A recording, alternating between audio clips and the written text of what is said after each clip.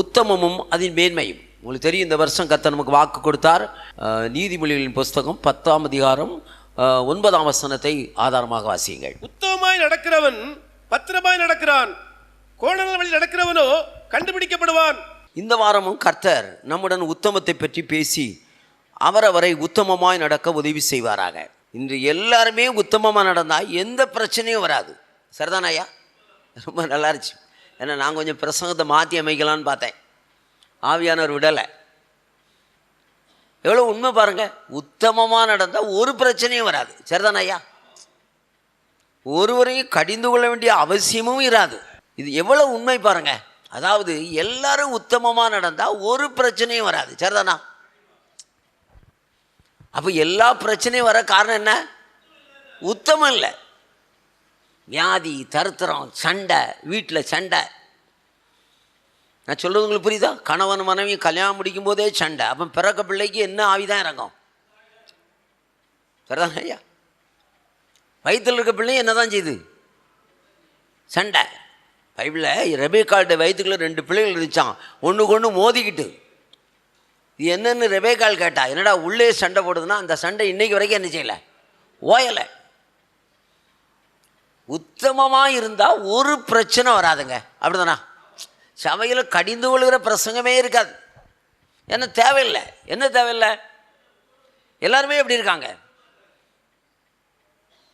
ஒருவரையும் கடிந்து கொள்ள வேண்டிய அவசியமும் இராது.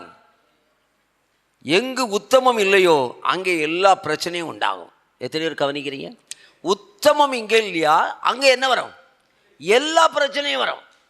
அப்படின்னா என்ன அர்த்தம்? அங்கே உத்தமம் இல்லை. முதல் பாயிண்ட், உத்தமத்தினுடைய மேன்மை என்ன? இந்த உலகம் கண்ணிகள் நிறைந்தது. கண்ணிகள்னா தெரியுதாயா? Snares, drops.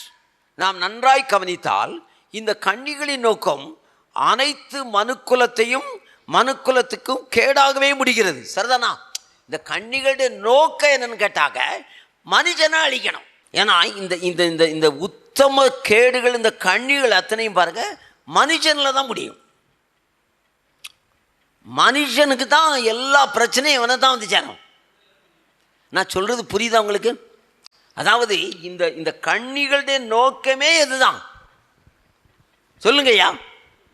மனுஷன்தான். போர்க்களத்தில் எதிரிகள் மற்ற எதிரிகளை வீழ்த்துவதற்கு கண்ணுக்கு தெரியாத கண்ணிகளை வைப்பார்கள். உண்மைதானா? கண்ணி எங்கே வச்சிருப்பான்?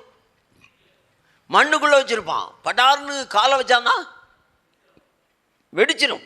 இதுபோல இன்று எங்கு பார்த்தாலும் கண்ணிகள், எங்கே போனாலும் கண்ணி. சரிதானா ஐயா? வீட்டுக்கு போனாலும் கண்ணி இருக்கா இல்லையா? ரோட்டில் வந்தாலும் கண்ணி, சபைக்கு வந்தாலும் என்னது? கண்ணி.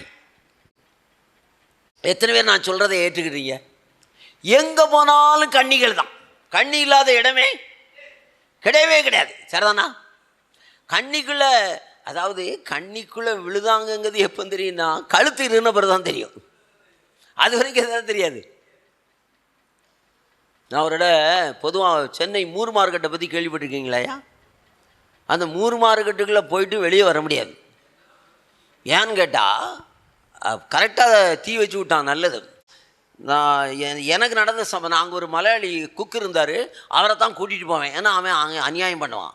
நான் ஒரு நாள் சும்மா ஒரு கடைக்கு போனேன், பார்ப்போன்னுட்டு. வெளியே நமக்கு தேவைன்னா தானே வாங்க போகிறோம், தேவையில்லைன்னா வாங்க மாட்டோம். நான் வெளியே வந்தோடனே 4 ரவுடி பசங்க சுற்றிட்டாங்க. எப்படி இந்த பந்தை பிடிச்ச மாதிரி வாங்க இப்படி நம்புற நிச்சயம் இல்லைன்னா நம்மளே சாத்திடுவான். ஒரு பேக் வாங்கிட்டு வந்தேன். நான் சொல்கிறது நடந்த சம்பவங்க. சென்னை மூர் மார்க்கெட்டுனாலே அவ்வளோ ஃப்ராட்தனம் இருக்கும் பாருங்கள். எங்கே போனாலும் என்னது? கண்ணிகள். எத்தனை பேர் ஏற்றுக்கொள்கிறீங்க? நான் சொல்லுவது சரிதானா ஐயா? இப்போது நீங்கள் பார்த்தீங்கன்னாக்க இதுக்கு ஆதாரமாக எனக்கு ஆவியானவர் சொல்கிறதுனால தான் எனக்கு ஒரு சந்தோஷம். அன்னைக்கு ஆதாம் ஏவாளுங்கிற ஒரு மனுஷியும் கர்த்தர் ஒரு ஹியூமன் பீயிங் வச்ச உடனே அங்கே கண்ணி வைக்க போயிட்டான். பார்த்தீங்களா? கண்ணியில் மாட்டினது யாரு? ஒரே கண்ணி தான். ஏவாள் ஏற்கனவே கழுத்தை கொடுத்துட்டா. உடனே புருஷனுக்கும் நீ அவன் கூட என்ன செய் வான்னு சொல்லி 2 பேரையும் இருக்கிட்டான். சரிதானே ஐயா? சொல்லுது புரியுதா புரியலையா? ஆதாம் ஏவாள் எங்கே இருந்தாலும் அங்கே யார் போவா? அப்போ இன்னைக்கு இந்த சத்தியம் என்ன சொல்லுதுன்னா, இன்னைக்கு உலகம் எங்கிலும் ஆதாம் ஏவாள்கள் நிறைய இருக்காங்க, அப்படிதானே? எல்லா இடத்துலையும் கண்ணி. சரிதானா? எத்தனை பேர் ஏற்றுக்கொள்றீங்க? அப்போ ஆதாம்னால் ஒரு மனுஷன், ஆதாம்னாலே மனுஷன், இவன் மனுஷி, எங்க போனாலும் கண்ணி. எத்தனை பேர் ஏற்றுக்கொள்றீங்க? நான் ஒன்று கேட்கேன், நீங்களும் நானும் அழாத நாள் உண்டாயா? அழுது ஜெபம் பண்ணுதோம். யாருக்காக ஜெபம் பண்ணுதோம்? என் மூத்தம்மாவையும் கெட்டு போயிட்டானே, வந்தவா கெடுத்துட்டாள, அப்படி தானே? இவன் இப்படி போயிட்டானே. ஏன்னா சொல்லு, எத்தனை பேர் ஏற்றுக்கொள்கிறீங்க?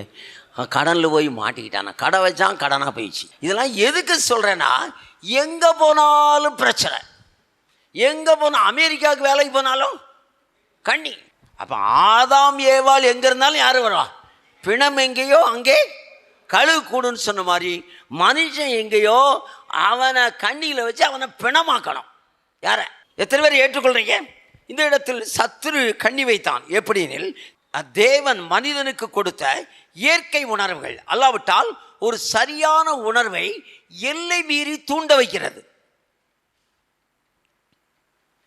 எல்லை மீறி தூண்ட வைக்கும் போது அது எதாக மாறிவிடும்?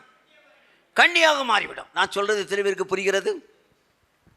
அது அளவு மீறியதால் தடை செய்யப்பட்ட அவன் பாருங்க, எல்லை மீறி அவன் என்ன பண்றான் அப்படின்னு கேட்டாக்க, எல்லைக்கு அப்பால், நல்லா கவனிக்கணும்னா, தேவனுடைய சட்டத்துக்கு அப்பால் உள்ளதுதான் விலக்கப்பட்ட கனி. அதாவது தேவன் புசிக்க கூடாதுன்னு சொன்னது தடை செய்யப்பட்டது, ஃபர்பிடன் என்று சொல்வார்கள்.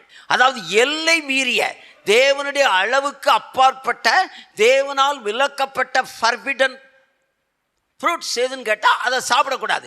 இவன் இதை என்ன பண்ணிட்டான்னா, சாத்தான் இப்போ என்ன பண்ணான்னா, அது எல்லை மீறி தானே இருக்குது, நீ ஏன் எல்லைக்குள்ள வா, கர்த்தருடைய எல்லையை மீறு, மேதாம் தின்னு அப்படின்ட்டான். அந்த எல்லை என்னது? கற்பனை. இப்போ அதை மீற வச்சான். பார்த்தீங்களா? இவன் என்ன செஞ்சுட்டு இருக்கான்? அப்போ கனியை புசிக்கிறான். அதுக்கு அவன் என்ன பண்ணான்? தேவன் கொடுத்த உணர்வுகளை அளவுக்கு அதிகமாக்கினான். பேசுறது புரியுதா உங்களுக்கு? அந்த உணர்வுகளை உணர்வுகளுக்குள் சாத்தான் புகுந்து அது சாத்தானுடைய உணர்வுகளாக மாற ஆட்டோமேட்டிக்காக அதை திருப்பிட்டான். தேவன் நமக்கு ஒரு நியாயமான பரிசுத்தமான உணர்வுகளை கொடுத்திருக்கிறார். எத்தனை பேர் ஏற்றுக்கொள்ளுங்க? அந்த உணர்வுகள்லாம் இப்போ பாதிக்கப்பட்டு விட்டது. அதெல்லாம் தேவன் கொடுத்த உணர்வு, அது எல்லைக்குட்பட்டது, பரிசுத்தமானது, நியாயமானது. ஆனால் இப்போ என்ன நடந்துச்சுன்னு கேட்டாக்க, இந்த ஆசையை உண்டாக்க சாத்தான் உள்ள புகுந்தான். பார்த்தீங்களா? உணர்வுகள் எல்லாம் மாறிவிட்டது. உணர்வுகள் எல்லாம் சாத்தானுடைய உணர்வுகளாய் மாற அந்த எல்லை மீறிய அந்த கனியை புசித்தான். கர்த்தர் அவங்கள தோட்டத்தோட்டே வெளியே விட்டுட்டார். எத்தனை பேருக்கு நான் பேசுறது புரிகிறது?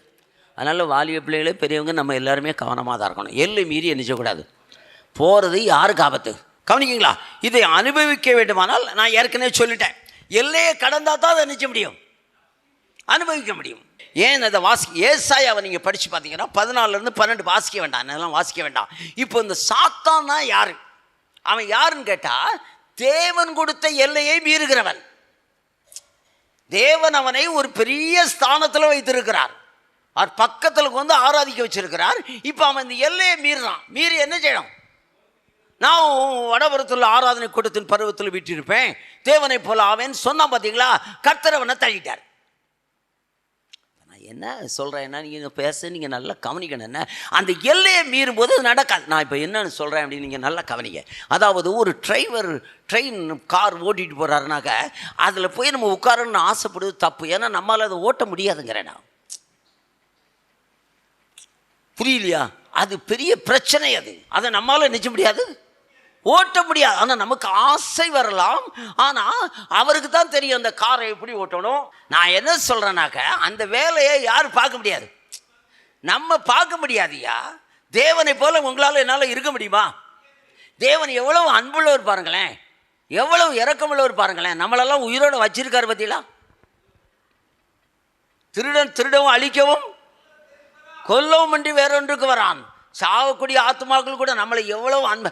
10 நாள் செவம் பண்ணாட்டா கூட, என் மகனே என் மகளே உன்னை பார்க்கறதுக்கு நான் தேடி வந்திருக்கேன். நம்ம என்ன நினைக்கிறோம் தெரியுமா? ஓ 10 நாள் செவம் பண்ணாட்டா கூட ஆண்டவர் நம்மளை தேடி வந்திருக்கிறாரு. அவங்கெல்லாம் இயேசுவை தேடி போகிறாங்க, நம்மளை தேடி வந்திருக்கா. நம்ம எவ்வளோ விசேஷமான ஆட்கள். அதனால் இப்போ 10 நாள் இல்லை 20 நாள் செவம் பண்ண மாட்டேன். ஏன்னா அவர் யாருக்கு தேடி வந்தார்? என்னை தேடி இயேசு வந்தார். இது உண்மையான தீர்க்க தரிசனம். கர்த்தர் பார்ப்பாரு. 20 நாள் நீ தேடலையா? நான் தேடி வந்தேன். 30 நாள் தேடலையா?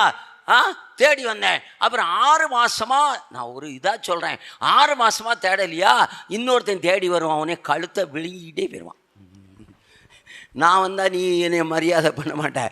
அதனால் நான் என் ஏஜெண்ட் ஒரு ஆளை அனுப்புகிறேன். அவனை அதுக்காகத்தான் வச்சுருக்கேன். யார நரகத்தில் அனுப்பியிருக்கலாம். ஆனால் அவனை மாதிரி ஏமாத்த கில்லாடி எவனும் கிடையாது. எவனையும் எப்படி ஏமாத்திடுவான்? யார இப்படி இப்படிமா அப்படி இப்படிமா அப்படிமா.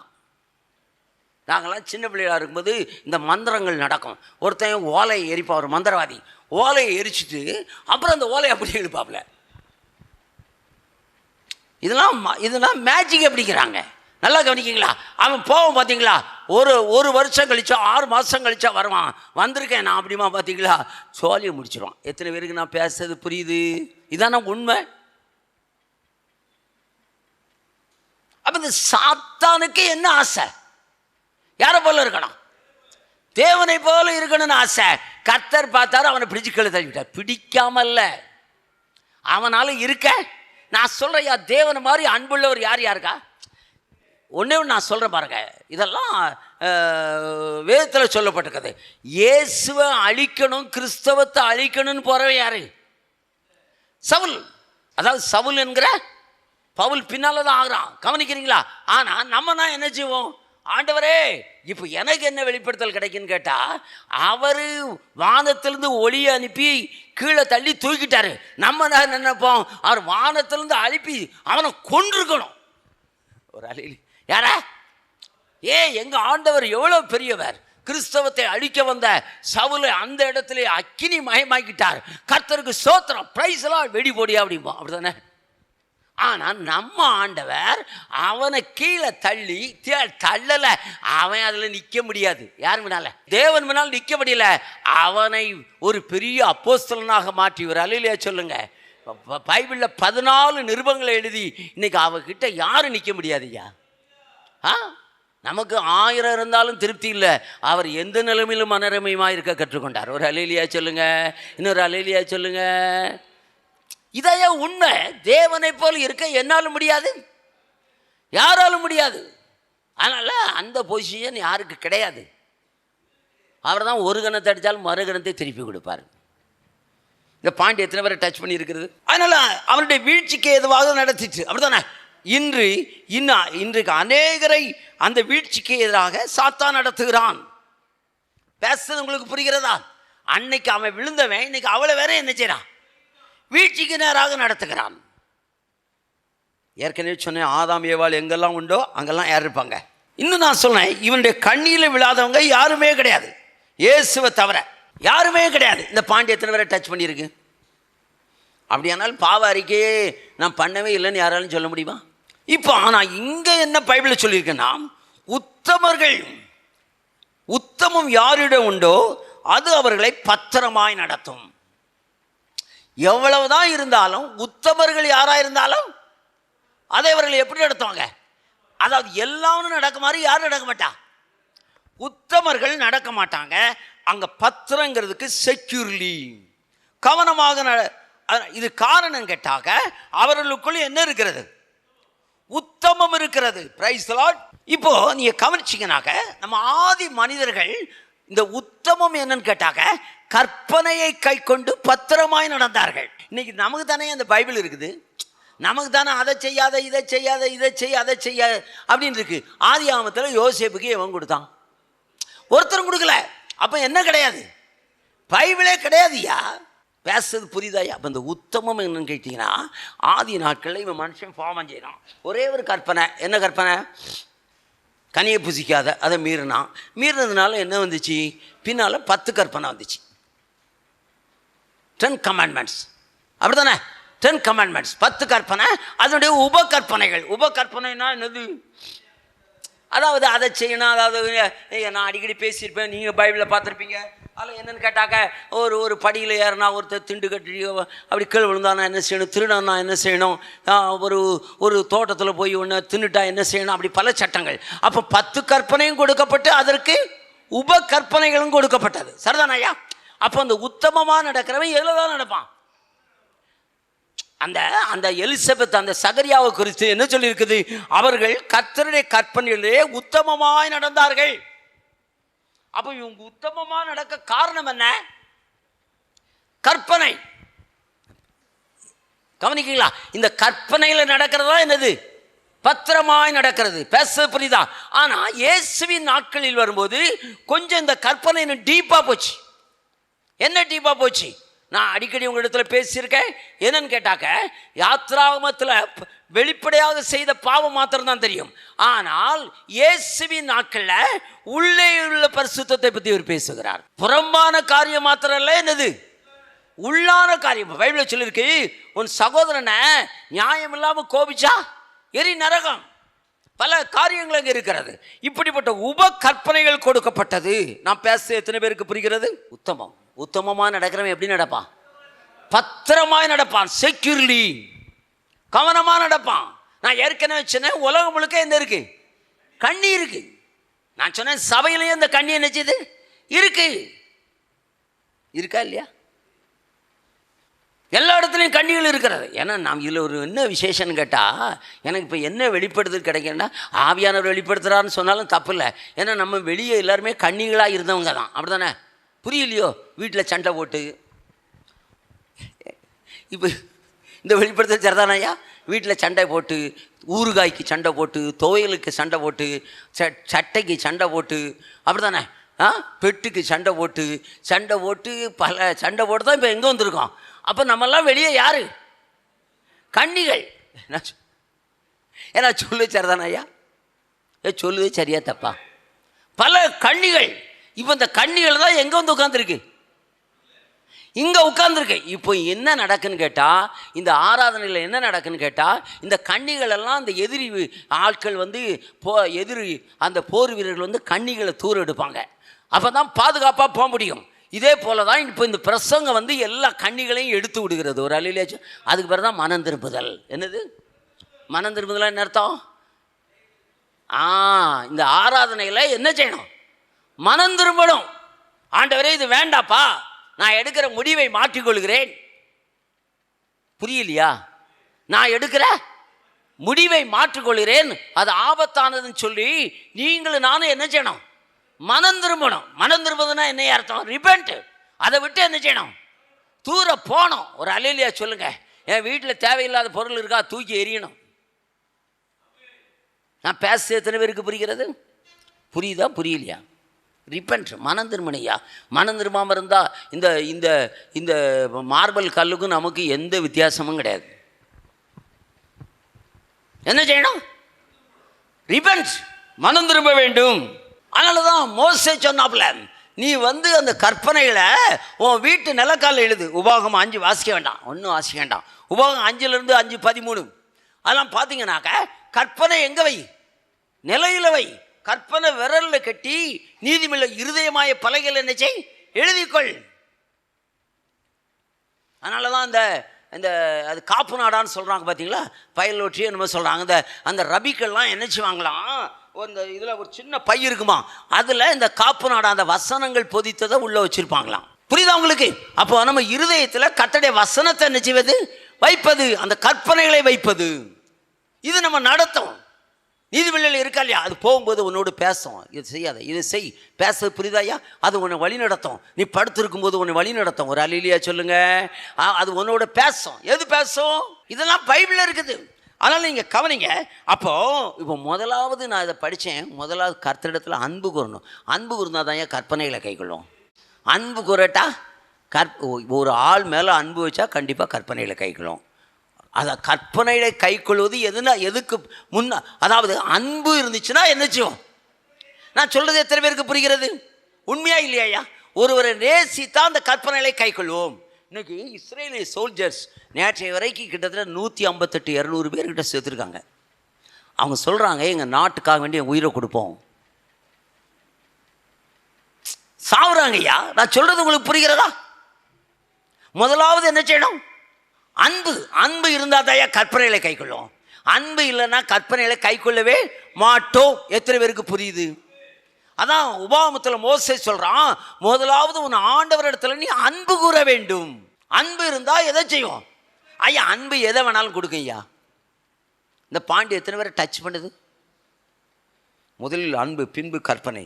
இது ஒரு மருத்துவர் வியாதிப்பட்டோருக்கு கொடுக்கும் கட்டளை. என்ன செய்வாங்க? இப்போ பழைய காலத்துலாம் பார்த்தீங்கன்னா மாத்திரையை கொடுத்துருவாங்க. இப்போ அப்படி கிடையாது. அதாவது காலை, அப்புறம் காலைக்கு அப்புறம் 11 மணிக்குன்னு போட்டிருப்பான், அப்படி தானே? அப்புறம் மத்தியானம் திங்கணும். அப்போ ஒரு நேரம் ஒரு கை சோறும் ஒரு கை மாத்திரை, அப்படி தானேயா? ஒரு கையில் என்னது சோறு, ஒரு கையில் மாத்திரை. இதையும் ஒன்று ஒன்றா திங்க முடியாதுல்ல. நான்லாம் கட்ட மருந்து மாத்திரைக்கெலாம் நான்லாம் அடிமை பெற்றக்கூடாதுப்பா. வாய் அடைக்கிட்டு ஒரு கைட்டு எதை செய்யணும்? சோத்தை. ஒரு கைட்டு மாத்திரை, அப்புறம் ஒரு கிளாஸ் தண்ணி. அது சொல்லும். அதாவது அதில் போட்டுக்கணும், உணவுக்கு முன், உணவுக்கு பின், உணவுக்கு நடுவில்னு எப்போ தெரியல ஐயா. நான் சொல்கிறேன். அதுக்கப்புறம் அவங்க சொல்லுவாங்க, ஐயா பீடியை தொற்றாத. தண்ணி பாட்டில்கிட்ட என்ன செய்யற? தண்ணி பாட்டில் நம்ம வெள்ளை பாட்டில் கிடையாது. எதுக்கிட்ட போயிடாத, அதுக்கிட்ட போவாத. அப்புறம் நீ இவ்வளோதான் சாப்பிடணும். அப்படி சில விதிகள் சொல்லுவாங்க. அவங்க வியாதியை பொறுத்து சில கிட்னி பிரச்சனை இருக்கவங்களுக்குலாம் நீங்கள் ஒரு நாளைக்கு இவ்வளோ தண்ணி தான் குடிக்கணும், இதுக்கு மேலே நினைச்சக்கூடாது. புரியுதா? நான் எதுக்காக இதை சொல்கிறேன்னாக்க, அவர்களுக்கு மருந்தையும் கொடுத்து எதையும் சொல்கிறார்கள். என்ன மாதிரி உணவு முறைகள், உன் வாழ்க்கை முறை எப்படி இருக்கணும், நீ எந்த மாதிரி பயிற்சி எடுக்கணும், என்ன மாதிரி செய்யணும்னு சொல்லி அவர்கள் சில கட்டளைகளை கொடுப்பார்கள். நான் பேச எத்தனை பேருக்கு புரிகிறது? அப்போ இந்த ரெண்டையும் அவங்க கணக்காக கொண்டு போனால் தான் அவங்க வாழ்நாளில் நல்லா இருக்க முடியும். இல்லைன்னா என்ன ஆபத்து நடக்குன்னு தெரியாது. டாக்டர் உடனே கேட்பார், என்ன கேட்பார்? நீ பீடி குடிச்சியா, நீ தண்ணி குடிச்சியா கேட்பார். இதுதான் முடிவு. உனக்கு கடைசியாக என்னை பார்க்க வந்திருக்க. இனி அவன் சொன்னான்ல, பார்வன்னு சொன்னான், நீ என் முகத்தை நினைச்சக்கூடாது, பார்க்கக்கூடாது. மோசம் சொன்னால் இனிமே பார்க்க மாட்டேன்ட்டான். அது வேற. நான் சொல்கிறது எத்தனை பேருக்கு புரிகிறது? இதான உண்மை. அதனால இதே போல் ஏன் நான் பத்திரமாய் நடக்கணும்? ஆமாம், பாஸ்டர் டேனியலாக இருக்கலாம், இங்கே எல்லாம் ரோட்டில் போகும்போது எல்லாம் எப்படி தான் நடக்கணும்? கண்களுக்கு கலிக்கம் போட்டு கவனமாய் நடக்க வேண்டும். Praise the Lord. ஏன்னா உலகம் முழுக்க கண்ணி. எத்தனை பேர் ஏற்றுக்கொள்ளுங்க? சபைக்கு வந்தாலும் கண்ணி. நான் சொல்றது எத்தனை பேர் ஏற்றுக்கொள்றீங்க? அப்போ உத்தமன்னா யாரு? பத்திரமா நடக்கிறவன். எப்படி நடக்கணும்? பத்திரமா நடக்கணும். பத்திரமனா என்ன அர்த்தம் சொல்லுங்கய்யா? ஒழுங்காக நடக்கணும், செக்யூர்லி, ஆபத்து இல்லாமல் என்ன செய்யணும்? நடக்கணும். இப்போ நான் உங்களுக்கு இதை எப்படி விளக்குவது? இப்போ நான் ஒன்று சொல்கிறேன், கவனிங்களேன். சில ட்ரெயின் வேகமாக வரும், நீங்கள் பார்த்துருக்கீங்களா? ஆனால் ஒரு குறிப்பிட்ட இடத்துக்கிட்ட வந்த உடனே பிரேக் போட்டுருவான். போட்டுட்டு எப்படி போகும்? ஸ்லோவாக போகும். அந்த ரயில்வே ஸ்டேஷன் அங்கே தான் இருக்கும், ஆனால் எப்படி தான் போகும்? ஸ்லோவாக போகும். சூப்பர் ஃபாஸ்ட் எக்ஸ்பிரஸாக இருக்கும், ஆனால் எப்படி தான் போகும்? என்னதுயா? என்ன பாரத்தா என்ன இல்லாமல் சொல்கிறாங்களே, ப்ரீமியர், என்ன எத்தனை ஸ்பீடில் போனாலும் எப்படி தான் போகணும்? ஏன் நான் வேகமாக போனாங்க என்ன ஆயிரும்? சொல்கிறான் ஸ்பீட் லிமிட் எவ்வளோதான், பத்திரமா தான் போகணும். ஸ்லோவாக கொண்டு போவான். மீறி நடந்தால் என்ன ஆகும்? பிச்சுட்டு பேரும் தண்டவாளம். எத்தனை பேருக்கு புரியுது? எத்தனை பேருக்கு புரியுது? இது போல தான் வாழ்க்கையில் எப்படித்தான் நடக்கணும்? பத்திரமா தான் நடக்கணும். இஷ்டத்துக்கெல்லாம் பேச முடியாது, இஷ்டத்துக்கு பேச முடியாது. நான் சொல்கிறது எத்தனை பேருக்கு புரிகிறது? அப்படிதான், இஷ்டத்துக்கெலாம் எதுவும் செய்ய முடியாது. அதான் சமீபத்தில் ஒரு கோர்ட்டில் பிரச்சனை, சந்திரசூட் தலைமை நீதிபதி ஒரு வக்கீல் ரொம்ப பேசிவிட்டாப்புல. பேசினோடனே அவர் சொல்கிறாரு, வார்த்தையை அளந்து பேசணும், இதுக்கு மேலே விரிவாக நினைச்சக்கூடாது, பேசக்கூடாதுன்னு இவர் மன்னிப்பு கேட்குறார். யார் பேசின வக்கீல்?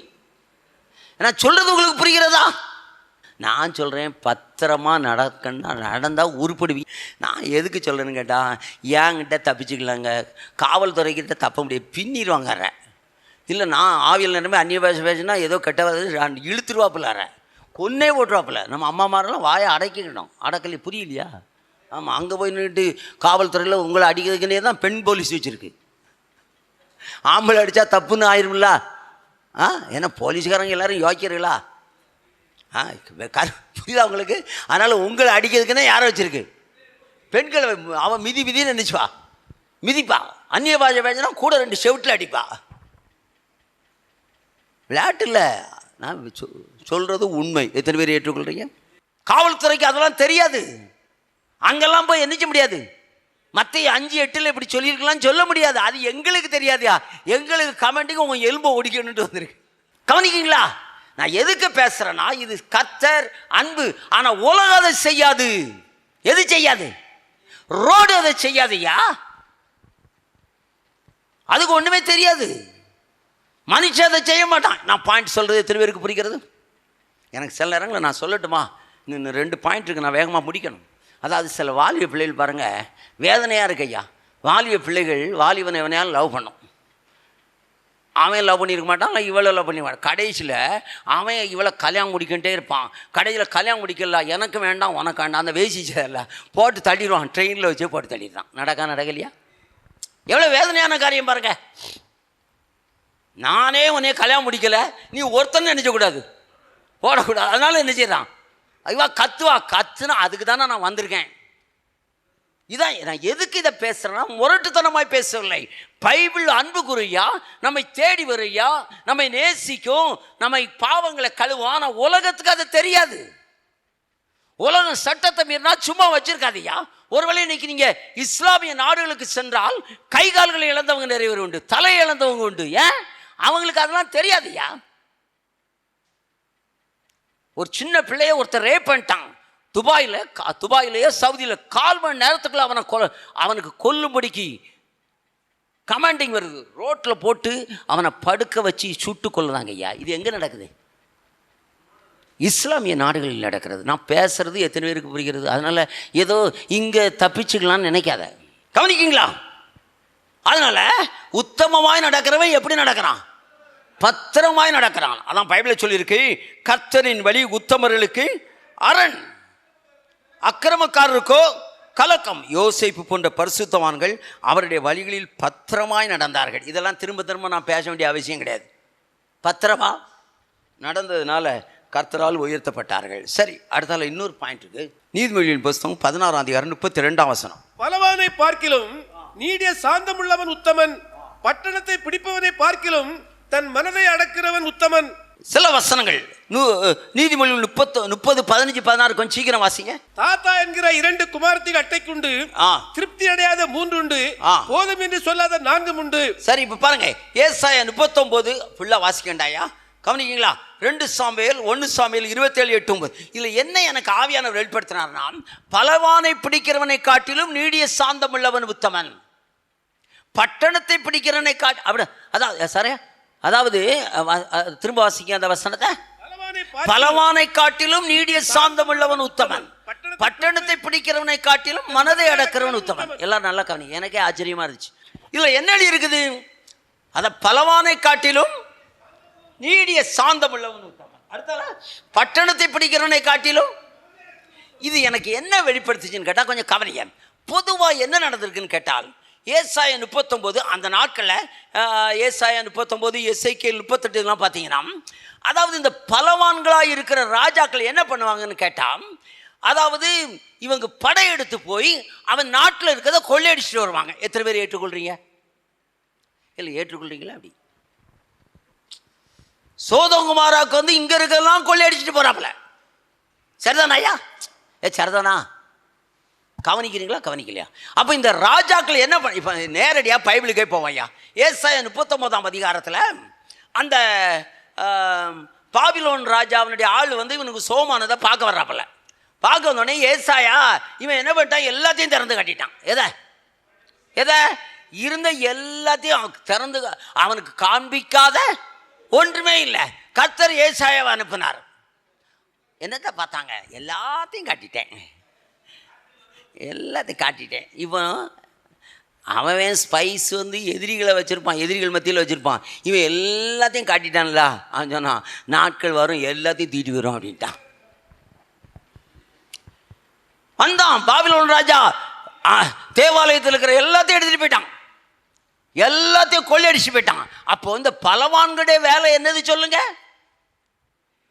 தங்களுக்கு இருக்கிற பலத்தை வச்சு அடுத்தவன் அடிச்சு என்ன செய்யறது? பிடுங்கிறது. சரிதானையா? அதாவது ஏதோ ஒரு மிருகம் அடிச்சிருக்கோம், சிங்கம் போய் அதை அடிச்சு கொண்டாந்துரும். எத்தனை பேர் ஏற்றுக்கொள்றீங்க? இன்னைக்கு இருக்கிற பலவான்களுடைய வேலை என்னதுயா? பேச கவனிக்கலா? பலவானா இருந்தவொடனே என்ன செய்யறான்? எதையாலும் கொள்ளையடிக்கணும் மக்களை. இப்ப புரியுதா? அப்ப அந்த காலத்து ராஜாக்களை என்ன பண்ணாங்க? எவன் நாட்டில் இருக்குதோ, அதான் எசேக்கியேல் 38 வரப்போகிற யுத்தம். அந்த யுத்தத்தில் அந்த அந்த கோகு மாகோகுலாம் வந்து என்ன பண்ண போறான்னா, இஸ்ரேலை கொள்ளையடிக்க போறான். அதை ஒரே ஒரு வசனத்தை வந்து மாத்திரம் நீங்க வாசிங்க ஐயா, தயவு செய்து. எசேக்கியேல் 38:13. கொஞ்சம் சீக்கிரம் வாசிங்க. தேசத்தாரும் தேதான் தேசத்தாரும் வாசிக்க இடம் கொடுங்க. வர்த்தகரும் அதனுடைய பாலசிங்கங்களான அனைவரும் உன்னை நோக்கி, நீ கொள்ளையிட அல்லவோ வருகிறாய் என்றும், நீ சூறையாடி வெள்ளியையும் பொன்னையும் ஆஸ்தியையும் எடுத்துக்கொள்ளுகிறதற்கும் ஆடுகளையும் மாடுகளையும். பாருங்க, இப்போ இந்த கோகு மாகோகு இந்த கூட்டத்தார் இஸ்ரேலுக்கு விரோதமா எதுக்கு வர்றான்னா, அங்க நிறைய நீ படிக்கலையா? அதாவது உப்பு கடல்ல நிறைய கெமிக்கல்ஸ் இருக்குதான், விலையேறப்பட்ட பெட்ரோல் எல்லாம் அங்க இருக்குதான். இப்போ உலகத்துல நல்ல புகழ்பெற்ற நாடாக மாறுது. அதனால இப்போ பாருங்க, இவன் வந்து கொள்ளையடிக்க வரான். எதுக்கு சொல்லுங்க? எதுக்கு? அப்ப இந்த பலவானா இருக்கிறவன் என்ன செய்யறான் சொல்லுங்க ஐயா? கொள்ளையடிக்கணும். அதான் நீங்க நடக்கு. நீதிபதியில் 1 என்ன சொல்லி இருக்குது? கண் தெரியாத ஒரு பாஸ்டர் இப்படி பிரசங்கம் பண்றாரு. என்ன பிரசங்கம் பண்றாரு? அதாவது வா, நம்ம எல்லாருக்கும் ஒரு பை இருக்கும், விலையேறப்பட்ட பொருட்களை கண்டடைவோம் அப்படின்னு கேட்டா, ஏதோ ஒரு அம்மா போய் கடையில் போய் தங்கம் வாங்கி, அது கஷ்டப்பட்டு சம்பளம் வாங்கி அது தங்கம் வாங்கி கழுத்தில் போட்டு வர்ற வழியில் ஒருத்தன் வருவான், கழுத்தை அறுத்தே எடுத்துருவான். நீ என்னது இப்படி கஷ்டப்பட்டு போட்ட? நான் அறுத்து என்ன செய்யறேன்? டக்குன்னு தூக்கிடுறேன். அதான் நடக்கு இன்னைக்கு. இவன் நம்ம பாஸ்ட்மார்னு சொல்கிறோம், என்ன செய்கிறான்? கழட்டி போடு, கழட்டி போடு, உன் புருஷன் உன்னை ஒன்றும் செய்ய மாட்டான். புரியலையா? இவன் தூக்கிட்டு மொத்தமாக கொண்டு போயிடுவான். யாரு? உங்களுக்கு பூட்டு கிடைக்கும், உங்களுக்கு சாவி கிடைக்கும், உங்களுக்கு பத்திரம் கிடைக்குன்னுட்டு கொள்ளை அது பெரிய ஊழியக்காரன், பெரிய கொள்ளைக்காரன். அதான் சிலர் இப்போ அங்கே ஒரு சாக்கு பையில் அழிட்டு போயிடுவான். நான் பேச எத்தனை பேருக்கு புரிகிறது? அப்போ இந்த பலவான்களுடைய வேலை என்னது? கொள்ளை அடிக்கிறது. சரியா தப்பாயா? அப்போ தான் நாம் கேரளாவில் அருமையான ஒரு சகோதரன் இப்போ ஊழியம் செய்கிறாப்புல சின்ன ஆக்சிடென்ட்னு கேட்டேன். நான் என்ன எப்படி இருக்குன்னு கேட்டேன். அவன் சொன்னான், பாஸ்டர் தென்காசிக்காரன் வந்து மயிலப்புறா. நான் சொன்னேன், இப்படி பாஸ்டர் மாடு தங்கச்சி மாவா அங்கே இருக்கா அப்படின்னு சொன்னேன். இந்த மயிலப்புறாவில் உள்ள ஒரு 80 வயசு பொம்பளைய கொன்று நகையாத்துட்டு வந்துட்டான். நான் எங்கே? தென்காசி. அப்போ தான் அவர் சொல்கிறாப்புல, திருநெல்வேலி பக்கம் ஒரு பட்டணம் இருக்கும், ஒரு ஒரு ஒரு கிராமம் இருக்குதா, அது திருட்டு கிராமம்னே பெறான். எதுக்கு சொல்கிறேன்னா, எதுக்கே நீ கடந்து கஷ்டப்பட்டு படித்து சம்பளம் வாங்க 4 பேர் கழுத்தை வெட்டினா என்ன ஆயிரும்? புரியுதா புரியலையா? இதான உண்மை. அப்போ இந்த பலவான்களுடைய வேலை என்ன வேலை? தங்களுக்குள் இருக்கிற ஆசைகளை நிறைவேற்ற என்ன செய்வது? கொள்ளையடிப்பது. எத்தனை பேர் ஏற்றுக்கொள்றீங்க? இன்னைக்கு நடக்கலையா? அந்த 10 சென்ட் இடத்த கொடுக்கல, ஒரு ஒரு கழுத்தில் ஒரு துண்டு போட்டுருப்பாரு. துண்டு போட்டு எப்படி வருவாப்புல? நேற்று வரைக்கும் ரோட்டில் சும்மா இருக்கான், அந்த இப்போ நீங்கள தொண்டை போட்டு இப்போ வரங்க மினிஸ்டர் ஒயிட்னா திருட்டு புரியுதா? வெள்ளை வேஷ்டி வெள்ளை சட்டை கட்டிட்டு அந்த 10 சென்ட் இடத்த என்ன செய்? கொடுத்துரு, இல்லை காவல்துறையோடு வந்து தூக்கிடுவேன். உண்மை நடக்கலையா? எத்தனை பேர் ஏற்றுக்கொள்றீங்க? தங்களுக்கு இருக்கிற அதிகாரத்தை பயன்படுத்தி இன்றைக்கு கொள்ளையடிக்கிறவங்க நிறைய பேர் இருக்கிறான். உண்டா இல்லையா? மீகா 2 படிச்சு பாருங்க. அக்கிரமத்தை யோசித்து தங்கள் கையில் வல்லமை இருக்கிறதுனால காலையில வந்து தூக்கிடுவான். யார? கொஞ்சம் எனக்கு பேச இடம் கொடுங்க, செய்தி முடிக்கணும் தான். சரி, பைபிள் இருந்தே சொல்கிறேன் ஐயா. வெளியே போனால் வெளியும் உண்மை. அதாவது அந்த அந்த நாபோத்து தெரியுமில்ல ஐயா? நாபோத்துனுடைய திராட்சை தோட்டத்தை யார் கேட்கா? ஆகாப் கேட்கான். இவா சொல்லிட்டான், நான் சுதந்திரத்தை நினைச்ச மாட்டேன், கொடுக்க மாட்டேன். விற்றது சுதந்திரத்தை மாத்திரம் வித்துறாதீங்க. என்கிட்ட கர்த்தர் சொன்னார், பாவூர்ச்சத்தின் சர்ச்சி உன்னுடைய சுதந்திரம்னு தெளிவாக சொன்னார். கவனிக்கீங்களா? இது நம்முடைய சுதந்திரம். இந்த பாயிண்ட் எத்தனை பேர்ட்ட அன்பா சொல்கிறேன், உன் சுதந்திரத்தை மாத்திரம் இழந்துடாத. அவன் கேட்டான் இதன் கேட்டான்னு கொடுத்துட்டு தெருவில் நிற்காத, அது உன்னுடைய சுதந்திரம். என்னது? ஏன்னா பைபிள் கொஞ்சம் என்ன பேச, ஏன்னா நீங்கள் வந்து எப்படி பைபிள் படிக்கல எனக்கு தெரியாது. அதாவது சுதந்திரத்தை விற்கக்கூடாதுன்னு பைபிள் இருக்கா இல்லையா? இருந்தால் 7வது வருஷத்தில் விட்டு கொடுக்கணும், இல்லை ஜூபிலி வருஷத்துலையாலும் திரும்ப வரணும். கவனிக்கல கொடுக்கணும் அப்படிங்கிறார். அதனால தான் அந்த போவாஸ் சொன்ன அந்த அவட்ட வாங்கணும், சுதந்திரத்தை நினைக்கக்கூடாது. விற்கிறதுக்குன்னே சில இடத்த வாங்கிக்கோங்க, அதை விற்றுக்கோங்க, அது வேற காரியம். புரியலையா? விற்கிறதுக்குன்னு இதெல்லாம் ஒரு கவுன்சிலிங். விற்கிறதுக்குன்னு சில இடம் இருக்கும், அதை வில்லுங்க, தப்பு இல்லை. உன் வீட்டை விற்றுட்டு எங்கே நிற்க போகிற? அப்படி சொன்னால் தான் புரியும். உனக்குரியதை நினைக்கக்கூடாது, விற்கக்கூடாது. இந்த பாயிண்ட் எத்தனை பேருக்கு புரியுது? உங்களுக்காக தான் சொல்கிறேன். பாஸ்டர் டேனியலே ஜோமன்ட்டு சொல்கிறாரு, கர்த்தர் சொல்கிறார், மகனே பிரதர், நேற்று ராத்திரி சொப்பனம் தெரிந்தது, உங்கள் வீட்டை கர்த்தர் எனக்கு எழுதி கொடுக்கும்படி சொன்னார். பிசாசு. எத்தனை பேர் ஏற்றுக்கொள்றீங்க? செய்யாதங்கிறேன் நான். எத்தனை பேர் ஏற்றுக்கொள்றீங்க? இப்போ என்ன நடந்துச்சு? திராட்சை தோட்டத்தை கொடுக்க மாட்டேன்ட்டான். கொடுக்க மாட்டோன்னே அங்கே யார் இருக்கா? மனைவியில் பேய். அது சொன்ன உடனே ஏன் அப்படி குப்பரை அடித்து விழுந்து கிடக்கு? நீ ஒரு ராஜா இல்லையா? இப்போ நாளைக்கு இடம் வரும் பாரு, உபாசஜபம். உபாசபத்துக்கு எல்லோரும் வரணும், உபாசபத்துக்கு இதுலேயும் வரணும். அதில் பேலியாளின் மக்களை வச்சு ராஜாவையும் தேவனையும் தூசித்தான்னு அவன் அவன் துட்டு கொடுத்தா இந்த ரிஜிஸ்டர் ஆஃபீஸில் கையெழுத்து போட்ட மாதிரி ஒரு கூலிங் கிளாஸ் கண்ணாடி போட்ட ஒருத்தர் வரட்டுமா கையெழுத்து போட? நான் யாருன்னு தெரியாது, அவ யாருன்னு தெரியாது, அவர் கையெழுத்து போடுவார். அந்த மாதிரி என்ன நடக்குது? சாட்சிக்காரங்கன்னே எல்லா இடத்துலையும் வச்சுருக்காங்க. நான் பேச எத்தனை பேருக்கு புரியுது?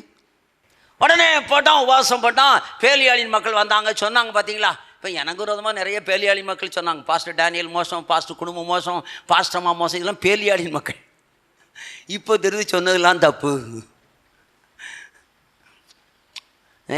என் வீட்டு சாவியே கேட்டால் மொத்தமாக தூக்கி கொடுத்துருவேன் ஐயா, சந்தேகமே கிடையாது எனக்கு. இப்போ வீட்டு சாவி, சர்ச்சு சாவியெல்லாம் கேட்டிங்கன்னா நான் பாட்டில் தூக்கி தந்துடுவேன். நான் சொல்கிறது உங்களுக்கு புரிகிறதா? என்ன நடந்துச்சு? நாபால நடுவில் நிறுத்தி கல்லை கொண்டு எரிஞ்சான், செத்தான். போய் எடுத்துக்கோ அப்படின்ட்டாப்ல. இதான் ஏன் பலவான்கள் செய்கிற வேலை. நான் சொல்றது எத்தனை பேருக்கு இருக்கு?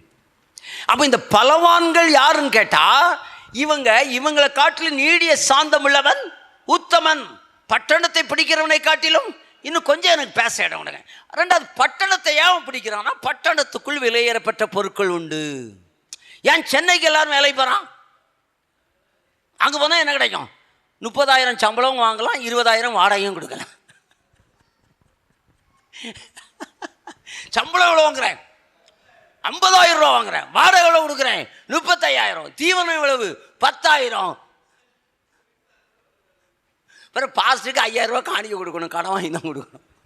நான் சொல்கிறதே தெரிய ஏற்றுக்கொள்றீங்க? அது துபாய்க்கு போனால் இதோட வாடகை அதிகம். உண்மையா? போனதுனால சொல்கிறேன். அமெரிக்காவுக்கு போனால் நீங்கள் ஒரு சாப்பாட்டுக்கு நிறைய பேர் மொட்டை அடிக்க காரணம்னு கேட்டால், ஹேர் கட்டிங்குக்கு நம்ம ரூபாய்க்கு 500 ரூபாய்க்கு மேலே கொடுக்க வேண்டியிருக்கும். அதனால் அவன் பாட்டில் கை வச்சுருன்னு இழுத்துட்டு போயிடறான். தெரிஞ்சுக்கோங்க. அதான் வெளிநாட்டுக்கு போகணுன்னா பார்த்து தான் போகணும். எக்கச்சக்கம் பணம் கொடுக்குறான்னு சொன்னால் அதுக்கு தந்தோடு என்ன செய்யணும்? அங்கே போய் பாருங்கள், போயிட்டு வரவங்கிட்ட கிழங்க சொல்லுவாங்க. நான் சொல்கிறது எத்தனை பேருக்கு புரிகிறது? அப்போ ஏன் பட்டணத்துக்கு போகிறாங்க? பட்டணத்தில் என்ன இருக்குது? ஹல்லேலூயா. வேகமாக நான் செய்தியை முடிக்க போகிறேன். பட்டணத்தில் என்ன இருக்குது? ஏன் எங்கேருந்து இப்படி கஷ்டப்படுற? ஒரே மாதத்தில் 50 லட்சம் கிடைக்கும் உனக்கு, அப்படி தானே போகிறோம். அப்போ அதைத்தாங்க சொல்லியிருக்கிறது, பலவானை காட்டிலும் நீடிய சாந்தம் உள்ளவன் உத்தமன், பட்டணத்தை பிடிக்கிறவனை காட்டிலும் மனதை அடக்கிறவன் உத்தமன். இங்கே தான் ஆவியான எனக்கு ஒரு பாடம் கற்றுக் கொடுத்தாரியா. உன் மனசை அடக்கணும். இந்த காலத்தில் எதை அடக்கணும்? அதான் பவுல் சொல்கிறார், போதும் என்கிற மனதனுடைய கூடிய தெய்வ பக்தியை மிகுந்தாதா இவர். அல்லேலூயா சொல்லுங்க. அல்லேலூயா. ஐயா, இன்னைக்கு பட்டணத்தை ஏன் நம்ம பிடிக்க நினைக்கிறோம்? சொல்லுங்க. எல்லாம் யாருக்கு சொந்தமாயிடணும்? அங்கே இருக்கிறதெல்லாம் எனக்கு சொந்தமாகணும், காம்படிஷன். ஆனால் நான் சொல்கிறையா, இன்னைக்கு மனசை அடக்கணும். எதை அடக்கணும்? எதை? புரியுதா? அப்ப மனதை அடக்கிறவன் யாரும்? அப்ப இன்னொரு விதத்தில் சொன்னால், உத்தமன் மனதை அடக்குவான். அப்ப மனம் என்ன செய்யுது? சாலமன் மாதிரிலாம் விட்டீங்கன்னா அவுட்டியா? அவனுக்கு வச்சிருந்தான் கொடுத்தான், நம்மளால முடியுமா? புரியுதா புரியலையா? மனசை என்ன செய்யணும்? அடக்கணும். இன்னைக்கு நம்ம மனசு தான் ஒரு பெரிய மனங்கிறது ஒரு பெரிய ஒரு பறவை. பறவையை கட்டி வீட்டில் வைக்க முடியுமா? அதனால தான் வீட்டில் வந்தவொடனே கிளி வளர்த்தாங்கன்னா 2 சட்டியை வெட்டி விட்டுருவான். எதுக்கு சொல்லுங்க எதுக்கு? அது டபாட்டான்னு நினைச்சாது பறக்காது. மனங்கிறது பார்த்தீங்கன்னா எங்கெல்லாம் ராத்திரி சொப்பனமாக பிளெயினில் போன மாதிரியும் கப்பலில் போன மாதிரியும் திடீர்னு அங்கே போன மாதிரி கிட்டத்தட்ட ஓரளவுக்கு நமக்கு மெண்டலுங்கிறது சொப்பனத்தில் தெரியும். நம்ம அவ்வளோ இருக்கும். மெண்டல்லாம் தெரியுதாயா? மனக்கோளாறுங்கிறது யாருக்கு தெரியும்? யாருக்கு? சரி, நீங்கள் சரின்னு சொன்னதான் நான் செய்தி முடிக்க முடியும். உண்மையா பையா? அப்போ மனங்கிறத பார்த்தீங்கன்னா அங்கே போகிற மாதிரியும். ஒரு அருமையான சகோதரி திப்பனம்பட்டி, அது செத்து போச்சு. ஒரு நாள் நான் வீட்டில் உட்காந்து பிரசங்கம், அங்கே ஒரு செயலில் இருந்தேன், நான் செயல் வீடில் இருந்தேன். அங்கே உட்காந்து பிரசங்கம் ஃப்ரெண்டில் உட்காந்து, ஏன்னா உள்ள தயாரிக்க இடம் கிடையாது. அது வந்துச்சு, கர்த்தா பாவர் சத்திரம் ஆராதனை நன்றாக இல்லை, கர்த்தர் என்னை தான் ஆராதனை நடத்த சொல்கிறார் அப்படின்னு ஆராதனை நடத்த சொல்லுறாரு சொல்லிச்சு. அங்கே வச்சு அடிய பாச கையை தூக்க அடிக்க நான் சொன்னேன், இவளுக்கு ஏதோ கோளாறு. நடந்த சம்பவம் தெரியுமா? உடம்பெல்லாம் புழுத்து புண்ணாகி நாரி ட்ரெஸ்ஸு கூட போட முடியாமல் செத்தான். ஐயாண்ட சொல்லுது, ஆராதனை சரியில்லை, கர்த்தர் என்னை தான் நடத்த சொல்லுகிறார் அப்படின்னுச்சு. சரி போ சோமன்னு நான் பிரசங்கம் தயாரிக்கேனே, புழுத்து செத்தான். அன்பான சகோதரனே சொல்கிறேன், இந்த கடைசி நாட்களில் உலகம் முழுக்க கண்ணி இருக்குதுயா. அதான் பவுல் சொல்கிறாரு, வாழ்ந்திருக்கவும் தெரியும், அவர் மனசை அவர் யார்? அவன் பெரிய கோடீஸ்வரன். மனசை என்ன பண்ணாப்ல சொல்லுங்க? கட்டுப்படுத்தினார். அப்போ மனதை அடக்கிறவன் அடக்கணும். அப்போ உத்தமன் பார்த்தா பாஸ்ட் சொல்லியிருக்கு, ஆம்பளைகளுக்கு தான் நீங்கள் பிரசவம் பண்ணுற. அதான் சொல்லலாம், உத்தமிகள் மனசை என்ன செய்யணும்? அடக்கணும். என்ன அடக்கணும்? வாலி பிள்ளைகள்லாம் இப்போ கண்ணாடி போட்டிக்கலாம், இதே கண்ணாடி போதும். இன்னும் அங்கே பெரிய கண்ணாடி. இப்போ நம்ம விளையாட்டு சொல்லலை, இவனோட பார்த்து சொல்லலை, அங்கெல்லாம் இப்போ பெரிய கண்ணாடியாக வந்தாங்க. நம்ம சின்ன கண்ணாடி. இப்போ கண்ணாடியே வேண்டாம், கண்ணை தோண்டிக்கிட்டு லென்ஸை வச்சு விட்டுதான். கண்ணாடியே தேவையில்லையா? ஒரு பாஸ்ட் என்கிட்ட வந்தார், எதுக்கு அரவிந்துக்கு போனாப்பில்லையா, நீங்கள் கண்ணாடி கலத்திட்டு இருக்கிறதெல்லாம் உங்களுக்கு கஷ்டமாக இருக்குல்ல, நாங்கள் கண்ணை உள்ளே தோண்டி 1 லட்சம் ரூபாய்க்கு உங்களுக்கு. புரியுதா உங்களுக்கு? இன்றைக்கி ஐயா உங்களுக்கு எனக்கும் பல சோதனைகளை உருவாக்குகிற நிறைய நான் போதப்பா எனக்கு ஒரு அலீலியா சொல்லுங்கள். துபாய்க்கு போகும்போது அபுதாபியில் அந்த பிரதர் என்னைய அந்த லூலு சூப்பர் மார்க்கெட்டில் கூப்பிட்டு போனார். வண்டியை உருட்டிகிட்டே போனாப்புல. ஏன்டா கேட்டாப்புல, பார்சல் உங்களுக்கு என்ன ஒரு டெம்டேஷனும் வர மாட்டேங்குனாரு. நான் சொன்னேன், நம்ம ஊரில் தான் அவ்வளோ இருக்குது அப்படின்னு. மற்ற பார்சல்மார் வந்து அவ்வளோத்தையும் பிறக்கி எடுத்துரும் அப்படின்னாரு. நான் வாங்கினது கூட போட்டு விட்டேங்க. நான் சொல்கிறது உங்களுக்கு புரியுதா? மனசை என்ன செய்யணும்? மனசெல்லாம் நான் அடக்கட்டா இன்றைக்கி இப்படியாயா இருப்பேன். இப்போ சவாரி போட்டு டை கட்டி முடிக்கலாம். இது இந்த டை வேற, இந்த டை வேற. தலைக்கு டை அடித்து மீசை வச்சு, மீசைக்கெல்லாம் கருப்பு வச்சு, நான் யானைக்குட்டி மாதிரி கோலியாத்து மாதிரி வந்து நிற்பேன். அபிஷேகம் பெறும். ஏன்னா நான் இப்படிலாம் பேசக்கூடாது, நான் ஸ்டைலாக தான். கர்த்தர் உங்களை ஆசீர்வதிப்பார் பிரதர். அருமையான சகோதரனை கர்த்தர் நினைச்சார். அதான் தினகரன் உயிரோடு வந்திருக்கிற புழு. கண்ணை மூடிக்கிட்டே இப்போ பெரிய ஊழியக்காரனை பாருங்க, கண்ணை திறக்க மாட்டான், கண்ணை மூடிக்கிட்டே சொல்லுவான். புரியுதா உங்களுக்கு? போதையா, எனக்கு போதும். என்ன ஆண்டவர், நான் உண்மையில் சொல்கிறேன், எனக்கு கொடுத்தது போதையா. நான் சொல்கிறது எத்தனை பேர் ஏற்றுக்கொள்றீங்க? எனக்கு இது போதும். மனசை அடக்கு, இல்லைன்னா செத்தனி. நான் சொல்கிறது எத்தனை பேர் ஏற்றுக்கொள்றீங்க? அப்போ உத்தமன்னா யாரு? மனசை என்ன செய்யணும்? அடக்கணும். வாலிய பசங்க உங்களை பார்த்தான்னு சொல்லுதேன். அதாவது நான் ஒரு தம்பிகிட்ட சொன்னேன்னா, ஐயா நீ ரோட்லேருந்து வீட்டுக்கு போகும்போது நல்லதான் அம்மா சோமணி அனுப்புங்கம்மா. அங்கே ஒருத்தன் மீசியை முறுக்கிக்கிட்டு 70 கிலோமீட்டரில் போவான். இவன் சும்மா இருக்க மாட்டான், அவன் 70 போகிறான்டா. அவன் 80 போனான், அவன் 90 போவான். நொறுங்கிடுவீங்க. போதும், நமக்கு இருக்க ஸ்பீடு போதும். ஒரு ஆள் இது என்ன உங்களுக்கு போட்ட பந்தயத்தில் ப்ரைஸாக கிடைக்க போதும், மண்டை தான் உடையும். நான் சொல்லுறது எத்தனை ஏற்றுக்கொள்றீங்க? அப்போது கிறிஸ்தவ ஜீவனா இந்த 2024 வருகை ரொம்ப நெருக்கமாக இருக்குது. மனசை என்ன செய்யணும்? சொல்லுங்கள், மனசை என்ன செய்யணும்? அப்போ உத்தமன்னா யார்? மனதை என்ன செய்யணும்? அடக்கணும். அன்றைக்கு சாத்தான் என்ன பண்ணா? ஏற்கனவே சொன்னேன். சாத்தான் ஏவாள் மனதையும் இவன் மனசையும் தொட்டான். நடந்த சம்பவம் இது ஆபத்து. அதனால் தேவன் அருளியதில் போதும், அதாவது இருப்பதில் போதும் என்கிற மனம். இதற்கு விரோதமாக எழும்பும் மனதை அடக்கணும். எதான இச்சை அடக்கம், செல்ஃப் கண்ட்ரோல். இதில் சிந்தை, இதில் எல்லாம் அடங்கிறியா. பேச்சு எதை அடக்கணும்? இதில் யாக்கோ உங்களுக்கு ஒரு நாவை அடக்க ஒரு மனுஷனாலும். நான் உங்களை அன்பாக கேட்குறேன், புருஷன்மாரெல்லாம் சொல்லுங்களேன், என்னையும் சேர்த்தான் சொல்லுங்கள். உங்கள் மனைவிமாரெல்லாம் வாயை அடக்க முடிச்சிருக்கேன். என்னெல்லாமல் சொல்ல பார்ப்பான், அடித்து பார்ப்பான், சொல்ல மிதித்து பார்ப்பான், அப்படி தானே நாக்கை பிடிச்சி பார்ப்பான். அது நடக்காதியா. நான் அதுக்கிட்டே சொல்லுவேன், கை வலிக்குங்கப்பாங்க, கால் வலிக்கும்பா, எல்லா பெண்களுக்கு பாருங்கள் தோள்பட்டை வலிக்குங்க, இடுப்பு வலிக்குங்காங்க. இது வரைக்கும் ஒரு தடவை நாக்கு வலிக்குன்னு சொன்னதே கிடையாது. புரியலையா? நாக்கு வலிக்குன்னு யாராலும் சொல்லியிருக்காங்களா? நான் செத்தாலும் உன்னை 2 திட்டிட்டு தான். இதுக்கு வேற ஒரு ரகசியம் இல்லை. உங்கள் மைண்டை அடைக்கிறங்க, நாக்கு ஆட்டோமேட்டிக்காக போயிடும்.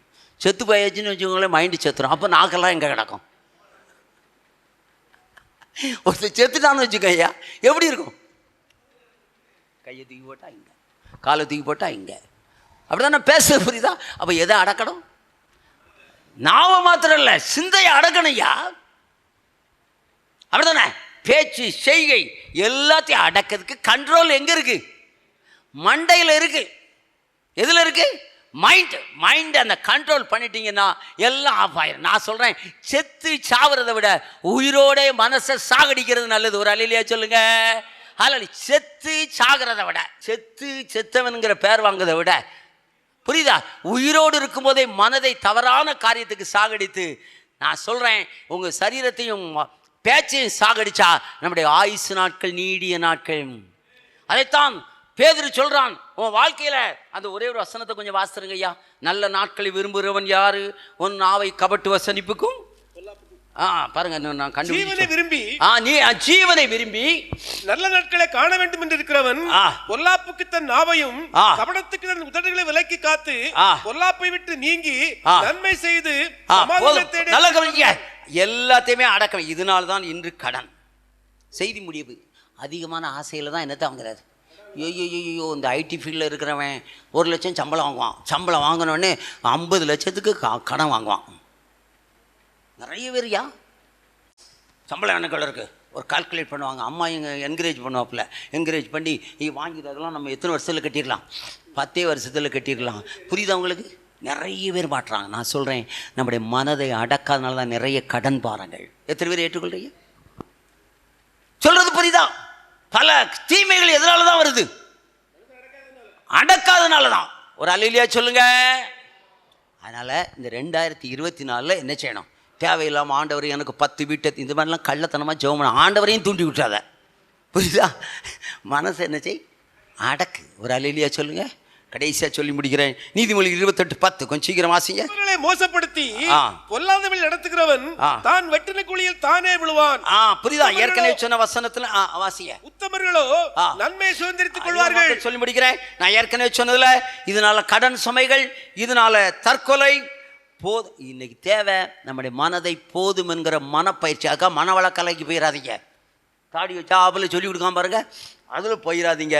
உங்கள் மனதையும் என்ன செய்யணும் சொல்லுங்க? கட்டுப்படுத்த பழகுங்கள். விசேஷமாக வாலிப பிள்ளைகளை கட்டுப்படுத்துங்க. மைண்டை கட்டுப்படுத்தியாச்சுன்னா எல்லாம் ஆஃப் ஆகிறியா? ஒரு அல்லையா சொல்லுங்க. அப்படி தானே? மைண்டை கடைசியாச்சு. உத்தமர்களை மோசப்படுத்தும் சாத்தானின் தந்திரமும் நன்மையை சுதந்திரிக்கும் நன்மையும். உத்தமர்களை வழியை விட்டு விலகச் செய்யும் காலம் இது.